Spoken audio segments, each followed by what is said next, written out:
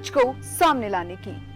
सरोकार, आपकी हर खबर से, निगाह हर हलचल पर, सच के लिए हमेशा तैयार, कसौटी पर खरी हर खबर, सामना हर झूठ का, संघर्ष जनता के मुद्दों का, खबर आपकी जिंदगी से जुड़ी, विश्वास आपका हम पर।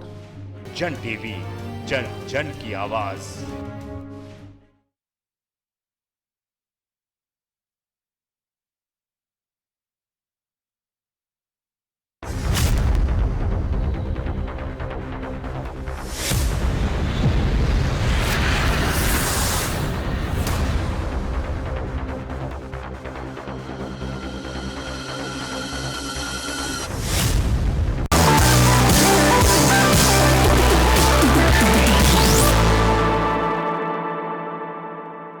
सरदार शहर का राजेंद्र जी राठौड़ का गृह जिला है।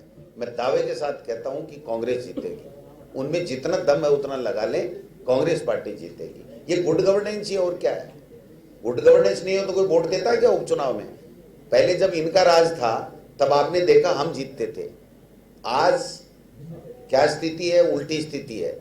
तो राजेंद्र जी राठौड़ क्या बयान देते हैं? उनको तो देना पड़ता है। जब सतीश पूनिया का आ जाता है तो उसके ऊपर देना जरूरी है उनके लिए, क्योंकि वहाँ अशोक पिंचा जी परंपरागत उम्मीदवार रहे और एक अच्छा साइजेबल वोट हमेशा लेते रहे, 70-72-77 हजार तक भी। और जो हार का मार्जिन है वो लगातार कम होता चला गया था। वहाँ की तात्कालिक समय जो समीकरण है, कई बार वोटों का डिवीजन लाभ भी देता है, कई बार नुकसान भी होता है। लेकिन इस बार इस उम्मीद और भरोसे के साथ, क्योंकि लगातार उनकी 4 चुनाव हैं, तो उनके प्रति जनता की सहानुभूति साफ तौर पर, कार्यकर्ताओं का भी ये संकल्प कि इस बार हम सीट को जीतें।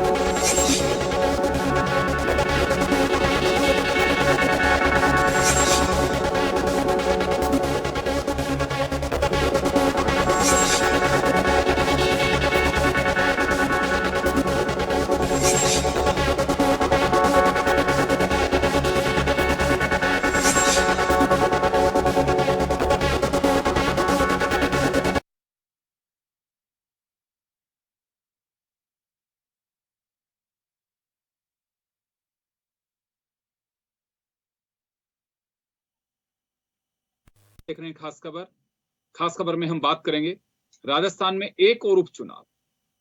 चूरू जिले के सरदार शहर में अभी उपचुनाव होगा। भंवरलाल शर्मा जी जो कांग्रेस के दिग्गज नेता, उनके निधन के बाद ये सीट खाली हुई है और क्या समीकरण रहेगा, अब तक बाई इलेक्शन जो राजस्थान में हुए हैं 15वीं विधानसभा के लिए, उनकी क्या स्थिति रही है, तमाम पहलुओं को लेकर के हम चर्चा करेंगे। हमारे साथ भाजपा से चेतन राजपुरोहित साहब जुड़े हैं, कांग्रेस से हमारे साथ मनोज शर्मा जी जुड़ रहे हैं, और पंकज शर्मा और गजेंद्र सिंह हमारे सहयोगी सरदार शहर से जुड़ेंगे, और श्याम सुंदर शर्मा साहब वरिष्ठ पत्रकार हमारे साथ जुड़ रहे हैं। सभी का स्वागत है। मैं चेतन जी आपके पास आना चाहूंगा। बाई इलेक्शन का जो ट्रेंड रहा है, हालांकि कोई जरूरी नहीं है कि सारे ट्रेंड एक जैसे हों, कई राज्यों में अलग भी हो जाते हैं। यहां अगर राजस्थान की बात करें तो दोनों ही पार्टियों ने जिस भी दिवंगत जो विधायक है उसके परिवारजन को अगर टिकट दिया तो बाजी मारी है उसने, और ये प्रयोग अगर विफल रहा तो भाजपा के खाते में गया वो। उसकी वजह ये रही कि एक सीट को लेकर के ऐसा किया गया, वल्लभ नगर को लेकर के, उसमें वल्लभ नगर, माफ करिएगा, ये दरियावाद सीट को लेकर के बीजेपी ने अपना एक कार्ड खेला कि हमें परिवारवाद पे नहीं काम करना है, जो बताया गया आपकी पार्टी के नेताओं ने उस वक्त। उसमें पार्टी को हार का मुंह देखना पड़ा। अभी क्या लगता है आपको कि कांग्रेस का ये कार्ड चल पाएगा यहाँ पे? देखिए, चुनाव जब भी आता है, चाहे बाई इलेक्शन हो चाहे आम इलेक्शन हो, चुनाव हमेशा मुद्दों पे लड़ा जाता है और जनता के अंदर जो काम किए हैं उनके ऊपर लड़ा जाता है। क्योंकि हम राजस्थान में विपक्ष में हैं, तो अब सरकार को कैटेगरी में, सरकार कैटेगरी में क्यों है कि आए दिन 4 चीजें अपन देख रहे हैं लगातार। नंबर 1 पेपर आउट का मामला, नंबर 2 धरना प्रदर्शन, चाहे वो रीट का मामला हो, चाहे शिक्षक हो, चाहे पटवारी हो, चाहे जेईएन हो, चाहे नर्सिंग कर्मी हो, और ये सारे मुद्दे इससे जुड़े हुए हैं। जी, तो बीजेपी को लगता है कि जनता से जुड़े मुद्दे वे हैं, उनके आधार पे वो ये सीट फतेह कर सकते हैं। मैं आऊंगा चेतन जी आपके पास में। जी, आप रोटेट करिए, आपके जिस सिस्टम पे आप बैठे हुए हैं आपका फ्रेम उल्टा है ये। अभी कर लेते, अभी 1 सेकंड। जी, मैं पंकज जी आपके पास आना चाहूंगा। चलिए, हाँ, आप कंटिन्यू करिए। चेतन जी आप कंटिन्यू करिए। हाँ, तो मैं ये कह रहा था, चुनाव हमेशा मुद्दों पर लड़ा जाता है। ये जरूर है, सिंपैथी का रहता है, कुछ परसेंटेज उसके अंदर रहता है, इसको हम नकार नहीं सकते। और एक्सपेरिमेंट नहीं था, हमने कार्यकर्ता को टिकट दिया, और हार जीत सिक्के के 2 पहलू है। रही बात सरदार से चुनाव की, सरदार से चुनाव का सीधा सीधा है। हम 2018 में ये सीट हारे थे, उससे पहले जीते थे। हमारे वही कैंडिडेट है जो 2018 में हारे थे, अशोक पिंचा जी। कांग्रेस से किस कौन है? भंवरलाल जी के सुपुत्र, कांग्रेस से आज डिक्लेयर किया कैंडिडेट। तो सरदार शेर की लड़ाई हम लोग बिल्कुल जीतेंगे। क्यों जीतेंगे? एक जन समर्थन जो है वो हमारे साथ है। क्यों साथ है? कि भारतीय जनता पार्टी का कार्यकर्ता पूरे 5 साल मेहनत करता है। केवल चुनाव को देख करके हम लोग मैदान में नहीं जाते हैं, पूरा मेहनत करता है 5 साल तक, और सरकार की नाकामियों को आम जनता तक पहुंचाने में हम लोग सफल रहे हैं। और उसका नतीजा है, जब आज नॉमिनेशन भरा तो उसमें जिस प्रकार की जन सैलाब आया, ये अपने आप में एक परिचायक है। और इससे पहले भी आपको ध्यान होगा थोड़ा, प्रधान के चुनाव में भंवरलाल जी की पुत्रवधु ने प्रधान का चुनाव लड़ा था, आपको याद है या नहीं है? उसमें हार गए थे प्रधान में, पंचायत चुनाव में। तो पंचायत समिति का प्रधान जब हमारा बना तो उस समय से ही जनता का जो मूड था वो हमें समझ में आने लग गया था, और उसी हिसाब से कैंडिडेट तय हुआ है। और जनता का जो समर्थन है, जो आशीर्वाद है, वो भारतीय जनता पार्टी को मिलेगा, ऐसा हमें पूरा विश्वास है। हम जीतेंगे वहां पे। मैं वापस लौट रहा हूँ आपके पास में, लौटूंगा मैं। पंकज जी हमारे साथ में हैं। पंकज जी आपके पास आना चाहूंगा मैं।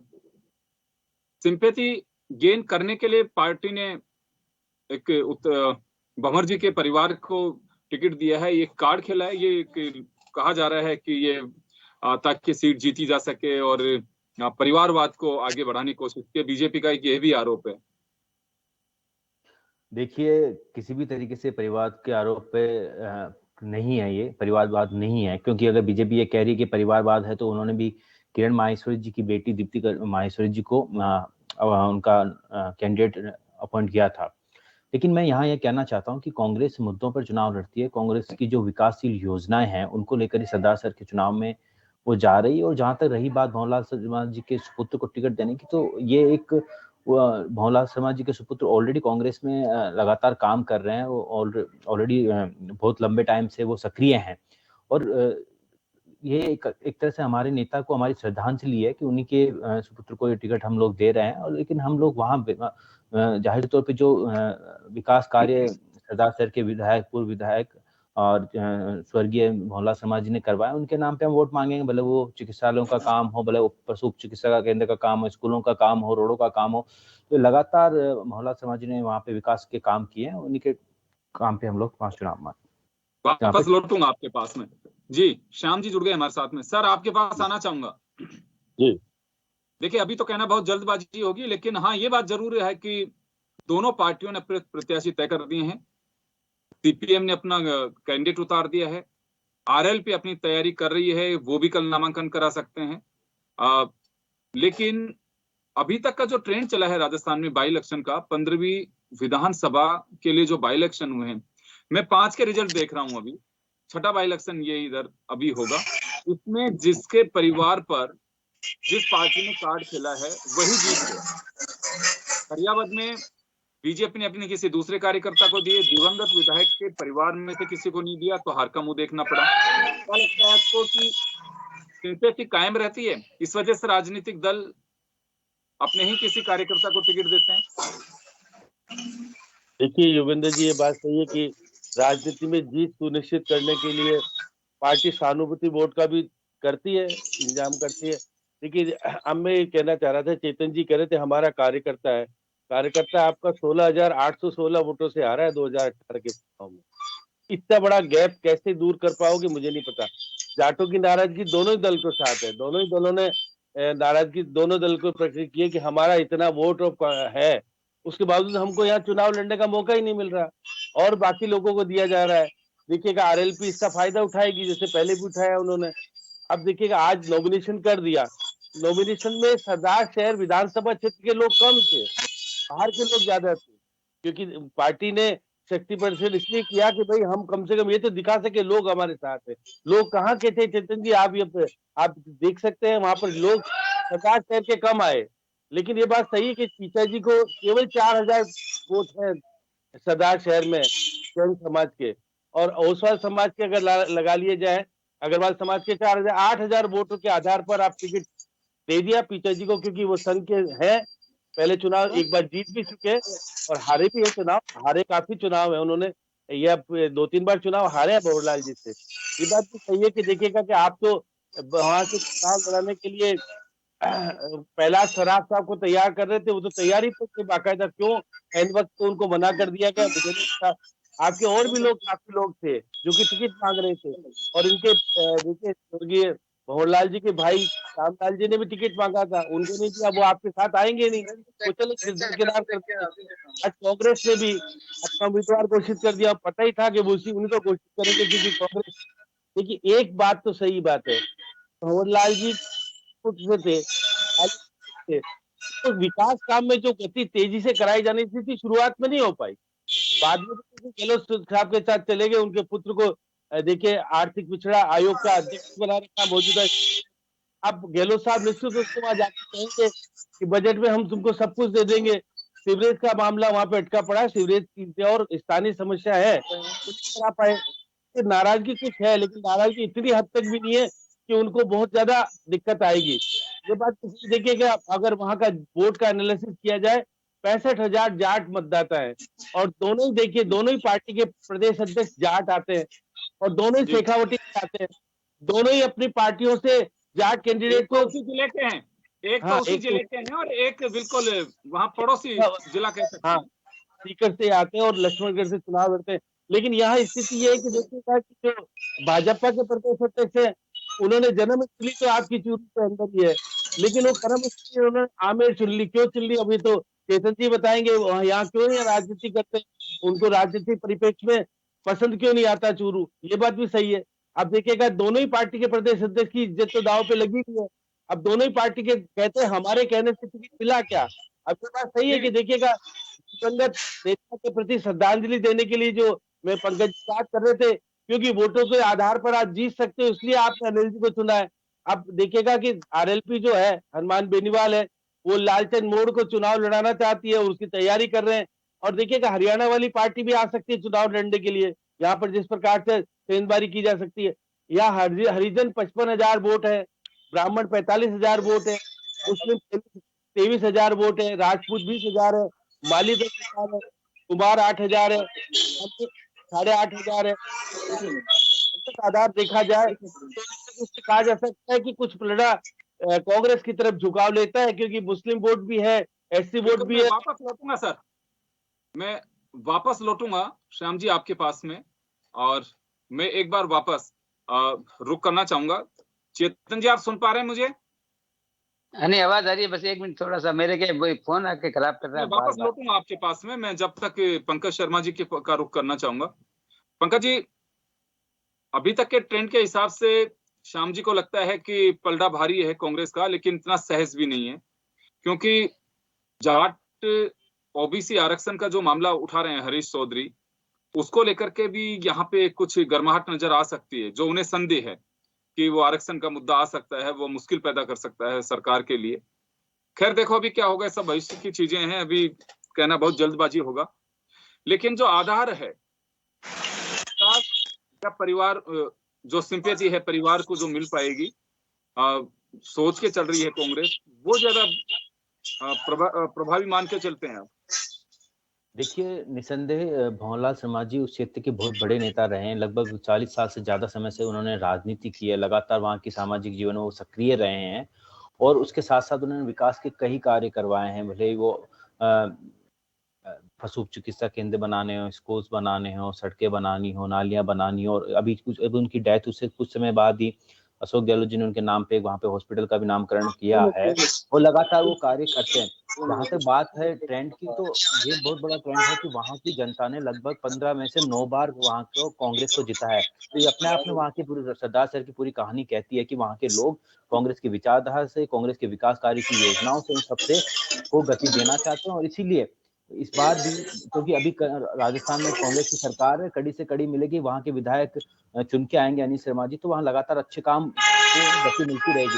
इसलिए हम मान के चलते हैं कि वहाँ की जनता एक अच्छा फैसला लेगी और कांग्रेस को जिताएगी। और जहां तक रही बात बीजेपी की, तो बीजेपी की तो ऑलरेडी प्रदेश अध्यक्ष खुद कह चुके हैं कि वो उपचुनाव में कोई बहुत अच्छा परफॉर्मेंस नहीं करते, क्योंकि पिछले 7 उपचुनावों में से सिर्फ 1 में वो जीते हैं, 5 में वो हारे हैं, तो उनको 6 में वो हारे हैं, तो उनको की तो कहीं पे भी उपचुनाव में मुझे लगता नहीं कि वो कहीं पर भी अपना अस्तित्व बचा पाएंगे। इस बार वो बुरी तरीके से तीसरे और चौथे नंबर की लड़ाई लड़ते हुए नजर आएंगे सरदार शहर में।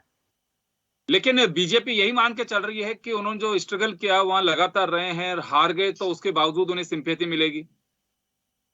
देखिए, बीजेपी ने तो अपने कैंडिडेट जो लड़ना नहीं चाहते थे चुनाव, वहां से उनको चुनाव में उतारा था, तो उसी से पता चलता था कि शुरुआत कैसी है उनकी।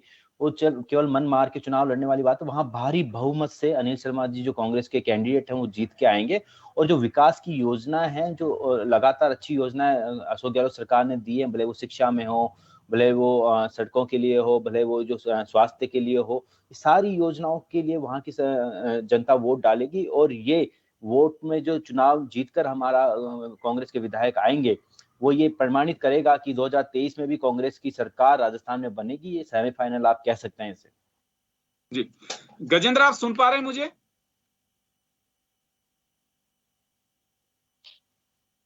सरदार शहर से गजेंद्र हमारे सहयोगी हमारे साथ में जुड़े हुए हैं, उनकी ऑडियो जैसे या वीडियो मिलता है मैं आपसे वहां क्या कुछ चल रहा है तो हम लौटेंगे आपके पास में। मैं जब तक डॉक्टर चेतन जी के पास में जाना चाहूंगा। चेतन जी, आपने सुना अभी पंकज जी को कि कोई आधार नहीं है बीजेपी का। मैं सबसे पहले तो श्याम जी भाई साहब से कुछ निवेदन करना चाहता हूँ। श्याम जी भाई साहब बहुत वरिष्ठ पत्रकार है, बहुत राजनीतिक लंबा अनुभव है, और इन्होंने जो बातें बताई, कुछ बातों से मैं सहमत भी हूँ, कुछ पे सहमत नहीं हूँ जी। इन्होंने अभी भाई साहब ने अभी जातिगत इक्वेशन बताई, ये बिल्कुल सही है।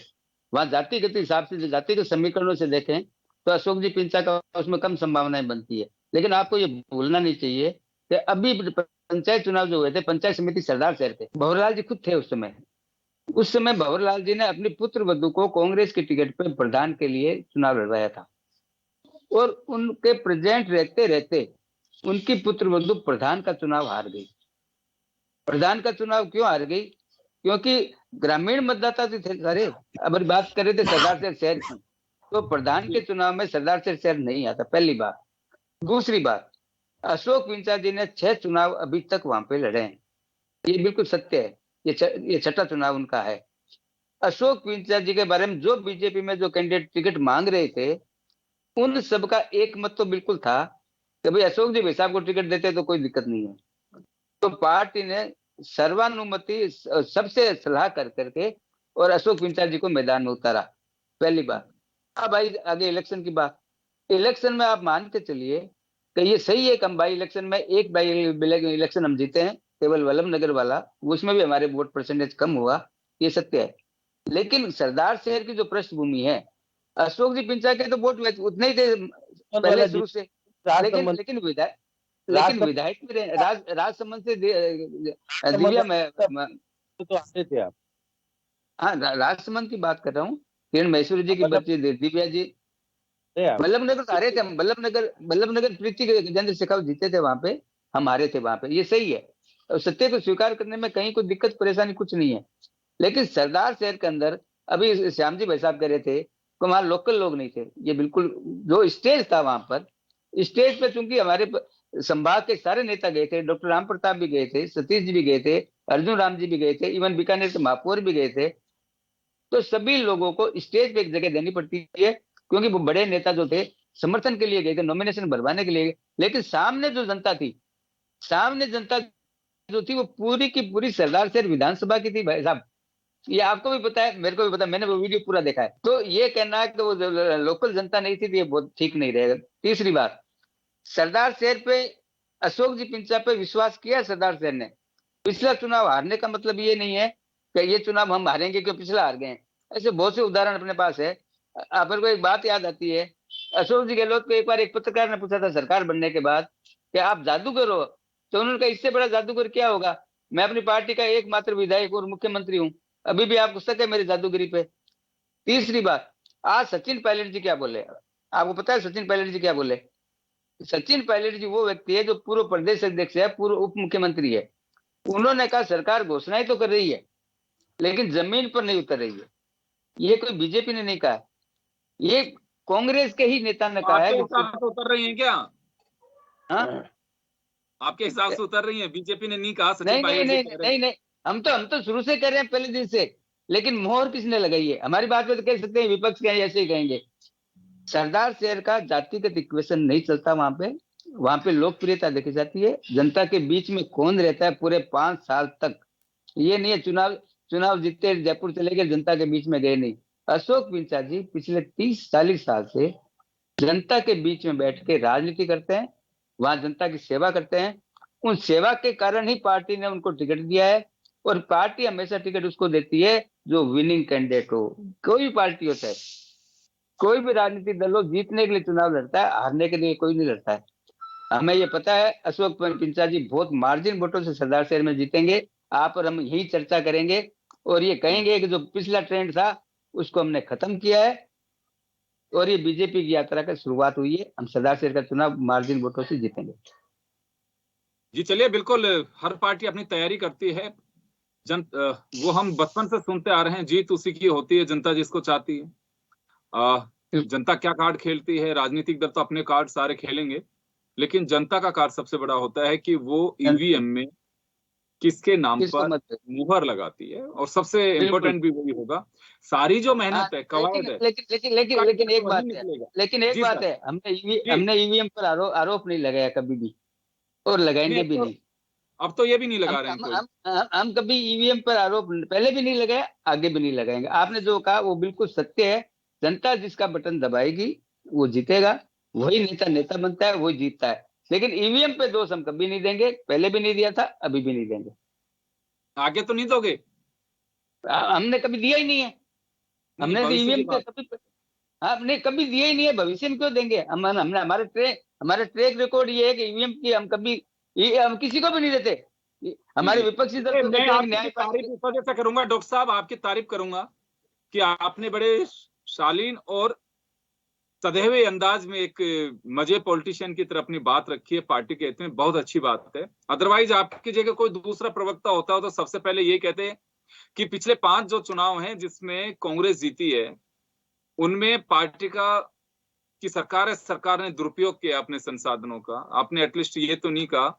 मैं अक्सर सुनता हूं ये, पहले जब आप सरकार में थे तो कांग्रेस भी यही आरोप लगाती थी, आज आप लगा रहे हैं। श्याम जी, ये गजेंद्र आप सुन पा रहे हैं मेरे को? अगर आवाज आ रही है तो, क्योंकि आपको जोड़ना जरूरी है हमारे लिए। चलिए गजेंद्र हमारे साथ जुड़ेंगे तो जरूर वहां का क्या पॉलिटिकल सिनेरियो है, क्या जातिगत है, वो मैं उनसे समझना चाहूंगा। वो वहीं पे रहते हैं और हमारे संवाददाता हैं। मैं श्याम जी आपके पास आना चाहूंगा। वैसे सरदार शहर सीट जो है अलग टाइप की सीट रही है। हमारा लोक दल, जनता दल, देखिए कोई वक्त था कि जो जनता दल और इनके जो नेता थे उनका गढ़ हुआ करता था ये वाला एरिया, शेखावाटी वाला, चूरू हो चाहे सीकर हो, इसमें फिर चौधरी देवीलाल आकर के लड़े यहाँ से, फिर वो चाहे कल्याण सिंह कालवी हों या फिर कुंवर राम आर्य साहब हों या दौलत राम सहारण साहब हों, बहुत सारे ऐसे नेता रहे हैं कि जो उनकी अपनी एक अलग टाइप की पॉलिटिक्स रही है। उनका अपना कद भी था, किसी मुख्यमंत्री से कम कद नहीं था उनका। लेकिन अब वो तीसरा जो विकल्प था पहले वाला, वो बदल गया। अब आज बीजेपी और कांग्रेस हो गई। बीजेपी ने उस वोट को अपनी ओर डाइवर्ट किया। कांग्रेस के साथ जो जाना चाह रहे थे कांग्रेस के साथ चले गए, बाकी जो कांग्रेस के आइडियोलॉजी में जिनको भरोसा नहीं था वो बीजेपी के साथ में चले गए। ये एक रूट लाइन है। अभी क्या लगता है आपको, बीजेपी कांग्रेस के अलावा तीसरा कोई विकल्प वहां पे अपना आधार बना पाएगा या फिर केवल अपनी उपस्थिति दर्ज करा पाएगा? देखिए योगेंद्र जी, सबसे बड़ी विडंबना ये है कि जाटों को किसी ने नहीं दिया। अगर आरएलपी वाला उम्मीदवार खड़ा कर देता है तो बीजेपी को सबसे बड़ा नुकसान होगा, और बीजेपी को नुकसान करके आने वाले विधानसभा में कैसे इनसे आपस में समन्वय कैसे हो, आगे समझौता कैसे हो, यह हनुमान बेनीवाल करने की कोशिश करेगा। अब चेतन जी बार बार होगा इस तरह से, वो प्री प्रेशर होगा 2023 का। देखिए लेकिन मुख्यमंत्री जी इस सीट को कभी भी हारना नहीं चाहेंगे, क्योंकि उनकी तो स्थिति इसी सीट से जुड़ी है। यदि यहाँ से कांग्रेस चुनाव हारती है तो उनके ऊपर प्रश्न चिन्ह लगेगा।